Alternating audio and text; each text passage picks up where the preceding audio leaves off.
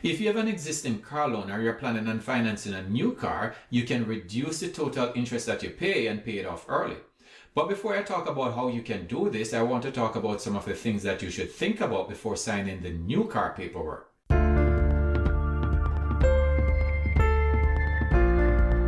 When buying a car, the ideal situation would be to be in a position where you can purchase a car before you need it and you can purchase it cash. Now, before you say, why would you purchase a car before you need it and most people are not able to purchase a car cash? Let me explain. I would argue that most people are able to purchase a car cash. The problem is they don't want to purchase a car that they can afford. I get it. You want to buy a car that has all the latest features and technology and you want it now. But by the time you finish paying for that car in 6 to 8 years, it's already behind on features and technology. Now you're going to want to upgrade, and back in debt you go. This can be avoided if you simply purchase a car that you can afford today. If you have to finance a car, can you really afford it? Unlike a house, a car is a depreciating asset. A new car becomes used the second it leaves the dealership, losing between 9 to 11% of its value the moment you arrive home. And in 5 years, it will lose between 50 to 60% of its value. Buying a reliable used car will not only save you money on the purchase price, it will also save you money on the insurance. Another excuse that we tell ourselves is that we cannot even afford to buy a reliable used car cash, so we have to finance.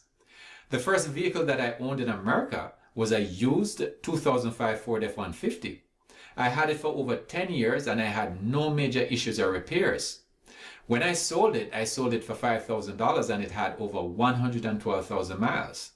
I'm convinced that if I had it for an additional 5 years, I still would not have any major issues or repairs. The point is this: buying a 10-year-old car that can give you an additional 5 good years is more than enough time for you to save for a better one if you don't have to make car payments. So instead of paying interest to a bank on a car loan, you could instead be earning interest while you save for your next car. The second thing that I mentioned that would be ideal when purchasing a car is having the ability to buy it before you need it. This is all about planning. I now keep my cars for between 4 to 7 years. I purchase them cash and immediately start saving for the next one. So instead of making auto loan payments, I'm making auto savings. This allows me to avoid interest payments.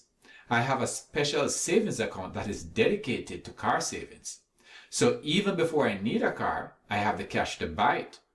I believe that if you have the discipline to make auto loan payments, then you have the discipline to save for a car, but you have to plan for it. All of that being said, if you feel that you have to finance or you choose to finance, then at least try and save on interest. First, you're going to have to decide how much you're going to allocate towards car payments. This will allow you to do 2 things that I'm going to talk about later in the video. Next, you're going to have to shop around for financing before going to the dealership. Make sure to explore your current financial institutions, including credit card companies. They may offer special interest rate discounts for being an existing client. Having a pre-approved car loan before going to the dealership puts you in a much better position to negotiate for the best deal. Once you have secured financing, then you can start shopping around for a vehicle. I usually start my shopping online. I always get written estimates and then have the dealerships compete for my business. The last car that I purchased, the dealership that offered the lowest price increased the price by over $2,000 when they realized that I was paying cash. So naturally, I left. I was in no rush and I had cash in hand. It took 3 days, but I eventually got the price that they originally offered. For many people, a car is going to be their single largest purchase. Take your time to do your due diligence. It is like a battle. They are trying to make money and you should be trying to save money. There's already a conflict. So here's how I was able to finance a car, save on interest, and save for my next car all at the same time. Like I mentioned earlier, knowing how much you are willing to allocate towards car payments will allow you to do 2 things.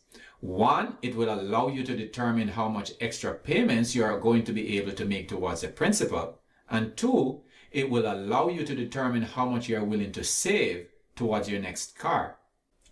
So if you decide to allocate $800 towards car payments, you should finance a car for no more than $500 per month. The remaining $300 should be split between extra principal payments and saving towards your next car. Using a sample car loan of $30,000 with a 6% interest rate, a 72-month term, and a monthly payment of $497, the total interest over the life of the loan would be $5,797. Paying an additional $200 per month towards the principal will save $1,932 in interest, or roughly 33% of the total interest. This extra $200 towards principal will also reduce the 72-month term by 23 months, which would allow you to pay off the loan in 4 years and 1 month. While making the extra payments to principal, you would also be saving $100 monthly in a car savings account for 49 months, totaling $4,900. Since the term was for 72 months, but you finished paying for your car in 49 months, you should now start putting the $700 that you were using to make your payments into the car savings account for the remaining 23 months. At the end of the 23 months, you would have an additional $18,400, leading to a grand total of $23,300. Plus, you would have saved $1,932 in interest. At this point, you can continue to add money to your car savings account at a reduced rate if you think that the trade-in value of your current car plus the money that you saved is not sufficient for your next car. If you think that it is sufficient, then you can start putting that money to some other productive use.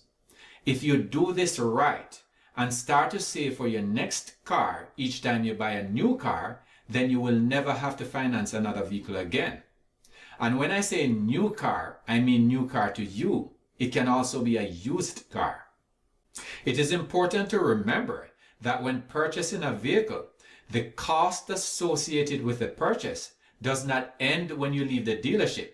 You will have to budget for insurance, registration, and for maintenance. You would think this goes without saying, but sometimes you have to say it, especially for people who are buying their first car. If you like this video and you want to see more, please remember to like, share, and subscribe. See you next time.